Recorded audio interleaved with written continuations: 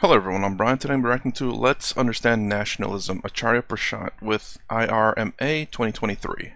So, I wanted to do this because in the US there's probably a small group of people who hate America. And I'm pretty sure that's in most Western countries at the very least they hate their country. Because they only listen to one side of the story, whether that's true or not. So, what is nationalism to me? That's one for me, and this is something I'm thinking about just now, by the way. So, I'm probably not going to get everything right. Being proud of your country, kind of standing up for your country, and making sure that your country is doing right, doing good, doing right, and being proud of it. And that's also to understand that no country's perfect. You know, every country has their mistakes. Every country has done some terrible things in the past. But use that as a way of becoming better. Not to bash your country because it made a mistake, or bash your country because individual people are doing certain injustices. The country itself it's a name and form of it. So to bash a country really means nothing. But if we stand behind the idea, this is something Sayuri talks about, standing under the flag, as he said, standing under one flag to represent us being united. We stand under one idea. That way we can unite together under this idea to become better. If we can't stand for one thing together, we will not stand for anything. Because obviously we can't even stand for one thing, whatever that one thing is. Anyways, let's go ahead and get started. Acharya namaskar once again.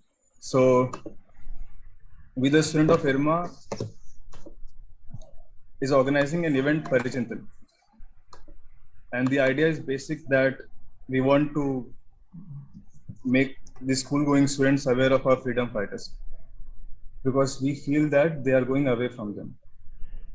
And we also see that less and less students are getting known to the freedom fighters, to the nation builders and all. So we want to know, especially from your perspective, how can we make our school children more inclined towards the nation building approaches? How can we make them more nationalistic if required? Because we need leaders. We need real heroes, not real heroes. How can we do this?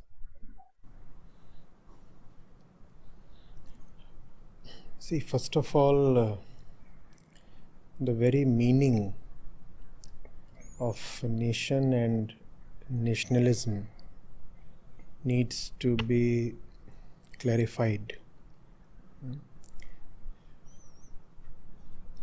We assume as if nationalism is a virtue in itself, as if it's an honorable goal in itself, unconditionally, unexceptionally. That's not true.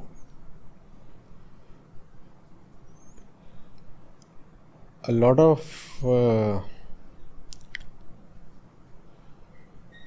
thinkers, philosophers have repeatedly told us that like any other ideology, nationalism can be very divisive and can therefore be very violent. Think of so many wars that have been fought in the name of nationalism. Think of the Second World War.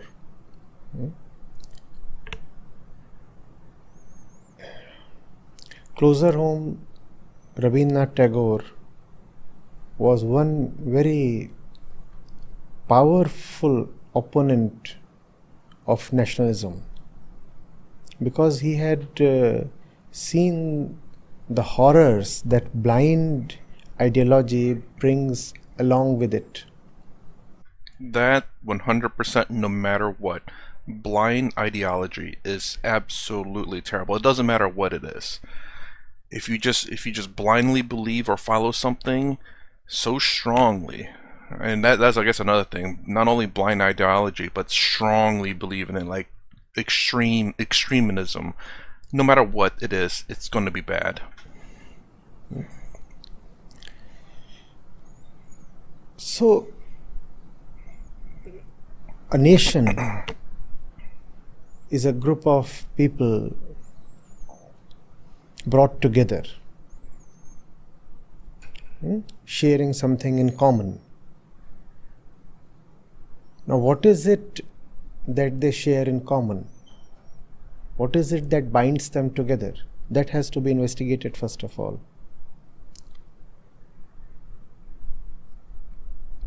If the basis of the nation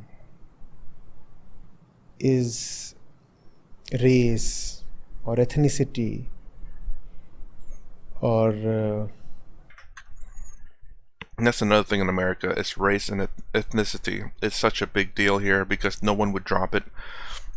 And people love to use the race card for to be the victims because it's just so easy. If you want to win, just play that card and that's it. Don't take accountability or anything like that. This is not to say that there isn't victims of those, but it is just thrown around so much and so easily that it's becoming very difficult to believe it actually really is happening. Because it's just if something happens which you disagree with, just throw a race card. It's just like that. It's like, I don't know, it's like something like water. They just throwing it out. Language, Oof. color, creed, then you would see very clearly that there is a big problem. Because then nationalism is founded on the basis of man versus man. Me versus you. We have the same skin color, so we are one nation. Or we share the same language, so we are one nation. And therefore somebody has to be the other. Somebody has to be treated as the outsider or the enemy or the pariah. Do you see this? If I say that we can be together as a nation only because we share a certain common language or a certain common religion, do you see the dangers that come with it? Or we are one nation because we are Aryans. That's how much of Germany wanted it in the 30s and 40s. Well, I mean, you could also impart that the Allies has some quite, I mean, for one, World War One. Sorry to go a little bit of history here. From at least from my understanding, World War One wasn't necessarily Germany's fault, but they did want to get into it, and then we made Germany pay quite harshly, and they're in desperate need of a relief, and Hitler just so happened to rose up to power because of that need. So in a lot of sense, they say the Allied powers had a play into it. Yes, they did, but so did Germany and the people too, and Hitler himself. There's a lot of blame to go around. And so with that in mind you that anytime something happens, there's probably some blame on you. If you partake in it, if you're part of it or involved in it, there's probably some blame to go around to you as well. And this is not to say that this is a bad thing. It's more along the lines that if you take blame on something, that means you have responsibility of something. That means you have power over something. Whatever you're responsible for, you have power over. And when you have power over it, that means you have control over it. Now, it's not to say that you have power over other people, but perhaps the actions that you took, that you have power over, that you can change the next time it happens. So, That's the reason why nationalism, like any other ideology, becomes problematic. Yeah, I understand. However, there is a very distinct kind of nationalism that can be very virtuous, but only that kind of nationalism, a nationalism that is not divisive, a nationalism that is not founded on what separates the two of us, instead founded on what unites the two of us. Think of the various kind of nationalities you know of. Are they not all founded on divisions? A group of people, they get together and they say, we are a nation. We are a nation because we have a common shared characteristic. And therefore we are separate from somebody else. Think of why India had to be politically divided. What was Jinnah's argument? What was the two-nation theory? He said Hindus and Muslims, they are not just two different religions. They are two different nations, because everything about them is distinct, exclusive. So when you have a nationalism that is founded on differences, then nationalism becomes toxic, violent, and leads to horrible consequences. So we are saying, let there be a nationalism that is not founded on the differences between man and man. Instead, it is founded on what is common between you and me, man and man. Now, what is it that we share? Now that takes us into philosophy, rather metaphysics. What is common between the two of us? If you look at one person and then at another, you would only perceive differences, right? Even if you say that they share a common language, the dialect or the accent would be different. Even if you say that they share a common religion, yet they might be investing themselves in different stories or different verses or different gods. So, by definition, one person is always very distinct from the other, and the differences are countless. Man is different from woman, is he not? The young person is different from the old person. The rich says he is different from the poor. Right? You can even go as simple as just, like you're saying, like the skin color. Even if you have the same skin color, even if you're born in the same city, even if you're born in the same country, town, whatever, earth, but because I have brown hair and you have black hair, we are different. Simple, even though everything else is the same, because of that one simple difference is enough to start a war. Can be enough to start a war. I'm not saying it will start a war, but just because. And then that's much less ideas, which we all have different ideas on. So, I mean, there's so many reasons. And this is the reason why my friend said that even if we get rid of religion, we'll always find something else to fight about. And when he said that, I was like, yeah, you're right. I thought religion was the root of all evil. Well, it's the root of a lot of conflict. I mean, throughout entire human history, we've always been at war, and for territory, and then more recently religion, and now more recently, I don't know, weird stuff. Territory, apparently. But yes, no matter what, we'll always be fighting for something. Resources, thoughts, or merely just different hair color. The ones living in the East say we are different from the Westerners. Pakistan got made on the basis of religion, but then had to be divided on the basis of language. So differences never end. You find one commonality, and behind that commonality, there would be 10 differences lurking. Yeah, it's The sad. moment you found your nationalism on something that is not absolutely universal, you are just inviting discord, strife, hatred, limitations, Other. and none of that is any good, obviously. Are you getting it? Huh?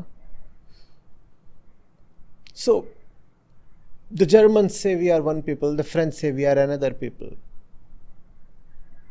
It's two different people. The Brits say, oh, we belong to Europe, but we still are a distinct class. We don't even want to be a part of the Euro.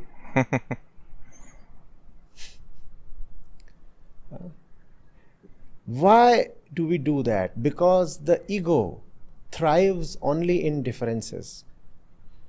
The ego loves to have boundaries. Ego is another name for boundaries. The bounded self is called the ego. Right? So most of the nationalism that you see actually arises from the ego and is therefore not auspicious at all. You need a nationalism that arises from something beyond the ego. And therefore I say, let there be a nationalism based on the unifying principle. That unifying principle, as far as I have seen, is enunciated most clearly in Vedanta. I do not say it is not mentioned or pointed at anywhere else. But Vedanta spells it out quite neatly. That unifying principle is called the borderless self, Atma. That clarity which is not tainted by personality. When you say you know something, when you say you believe in something, when you say you understand something, that is never pure or absolute, because that is colored by, marred by, spoiled by your particular personality. So the Hindu has one belief, the Muslim has another belief, the Christian has another one. Right? You believe in one thing when you are 15. By the time you are 35, your beliefs change. So our thoughts, our ideologies, opinions are not absolute. There is a long shadow of our personal self over them. And therefore all ideologies, we said, are not really worthy of being given a very high position. They cannot be seated as the absolute. Vedanta talks of that which dissolves the differences between us. That which dissolves the ego itself, because the ego is what separates the two of us, right? When I say I mean that I am distinct from you. The ego is the divisive principle. I implies separation. The moment I say I mean me versus the world. I am there and the world is separate or distinct. So I say I, you too say I, and the moment we utter I, we mean that the two of us are not the same. I-ness is separation. Therefore, I-ness is suffering. Getting it? Hence, can we have a nation that is founded with the objective to dissolve I-ness? No. Remain patient. Let's not declare this as too absurd or impractical or utopian. Can we have a nation founded with the very objective to create conditions in which the ego is dissolved or sublimated or purified? Only that kind of nationalism is proper. Let's create a nation that does not exist to quarrel with the others, that does not exist to stand separate from the others. Let's create a nation that does not take its identity from resistance to the others. Where does Pakistan, for example, take its identity from? It says, I'm different from India and that's my identity. And that's the reason they have to be compulsively hostile against India. Do you see that? The same thing applies to all the nations of the world. The same thing applies even to India as it currently exists. There have to be borders, there has to be discord, acrimony, strife, the threat of war. And the threat of war pleases the population so much, does it not? What?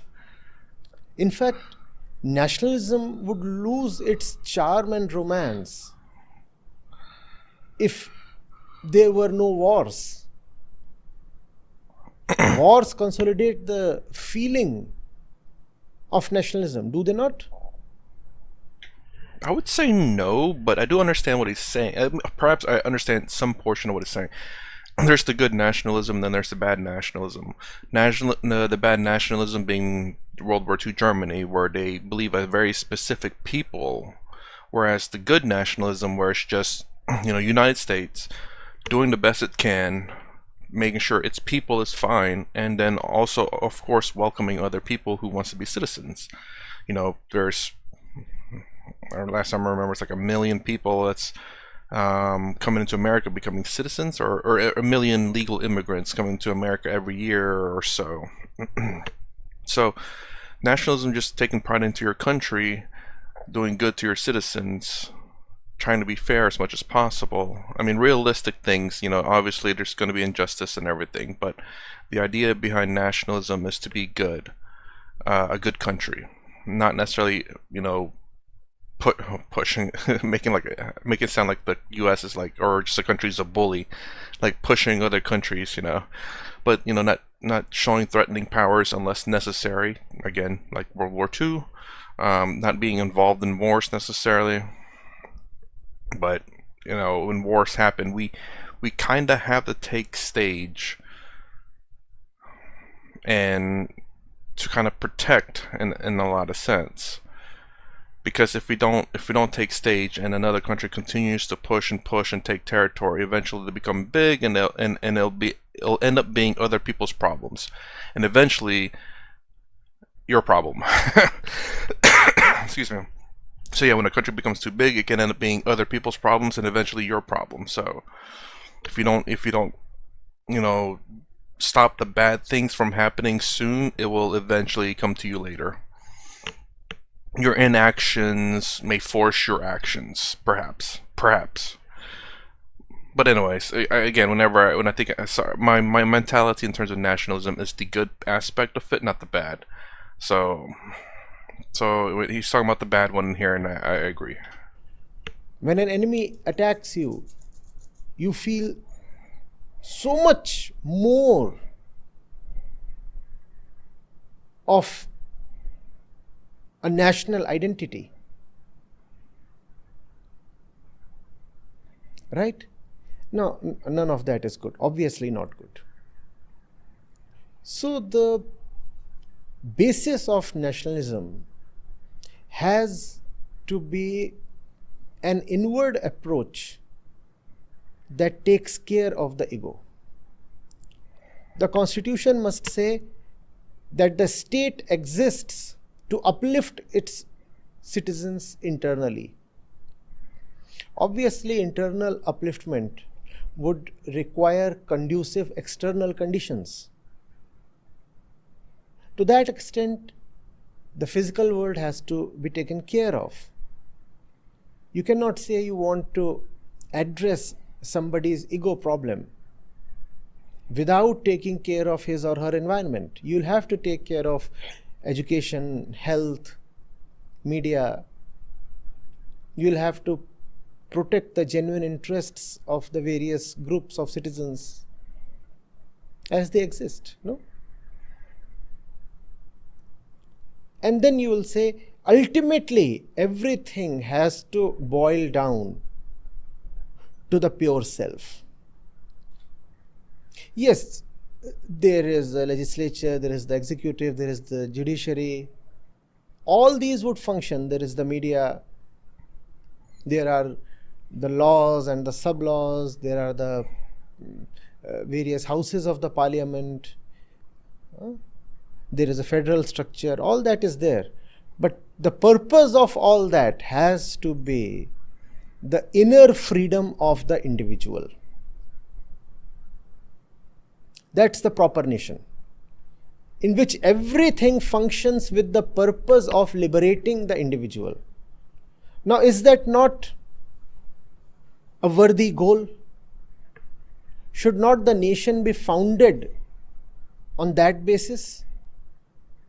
Yes. So that's the kind of nationalism you have to bring to the new generation. Are you getting it? If you bring the militant kind of nationalism to the new generation, you're not doing them any good.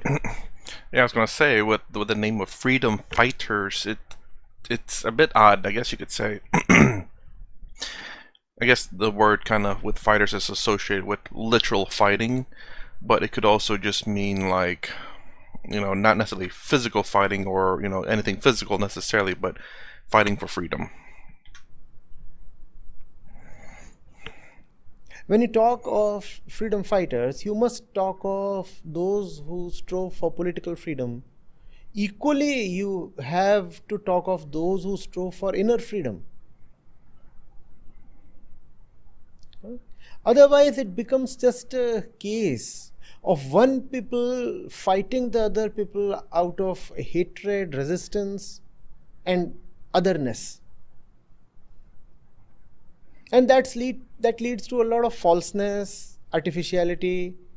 Then you have to ignore the facts, you have to rewrite history, you have to weave narratives, you have to somehow manage to cast imagination as facts. And all that is quite childish and funny, right? Except for the fact that it can lead to terrible consequences. Working great in America, though. So, bring the reality of life to the young. The reality of life as we live it, as we see it, is the reality of the ego. If they can see how the inner thing operates, they will also see its futility. Are you getting it? You don't need to then teach nationalism as something separate from life. If they can see how life is founded on division and strife and suffering, then they'll want to end it, right? And when men get together, Whoa, a bit of, when they find out life is suffering and all that, they want to end it. Like, as though he was going to say, like, end life. But it means end suffering, end the bad things of life, not life itself ending. Just in case someone took it that way, I thought of it in all ways. Again, my mind try to think in every possible way possible, and that was just happens to be one of them. So I just want to make that clear. He means the end of suffering, of the suffering of life, not ending of life itself. Let me rewind that. Then they'll want to end it, right? And when men get together in their common mission of ending suffering, a noble nation is born. Don't you want that kind of nation? People are getting together so that they can together eliminate the suffering of mankind. And since they are getting together, they constitute a nation. Will that not be a very, very noble and desirable nation? Please tell me. Yes? Or would you want people to get together to pelt stones on some other group? Is that the kind of nationalism that you want? It could be stones when it comes to small groups, and it becomes missiles when it comes to large and powerful groups, right? 20 people on one side pelt stones on 20 people on the other side. And when these 20 people become a nation of 20 crore people, then they pelt missiles on the other 20 crore people, right? And they also then get together and form groups and coalitions. So Russia is scared of the NATO. And different kinds of groupings are happening, all with the purpose of defending the self and defeating the other. And the more that happens, the more we come closer to catastrophe as a people. Separation, yeah. Are you getting it? Alright, I'm going to pause it right here. But yeah, I mean, really interesting how the question goes from how to, well, I guess it lines up pretty well. For some odd reason, it didn't really click in my head until just now. But the question about raising up people for freedom fighters.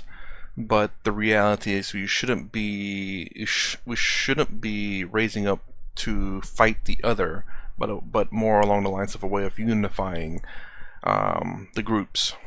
That way we're no longer having to fight each other, but instead work together. So anyways, that's at least part 1. If you like my content, please consider subscribing. Thumbs up, thumbs down below. Thanks for watching. I'll see you in the next vid.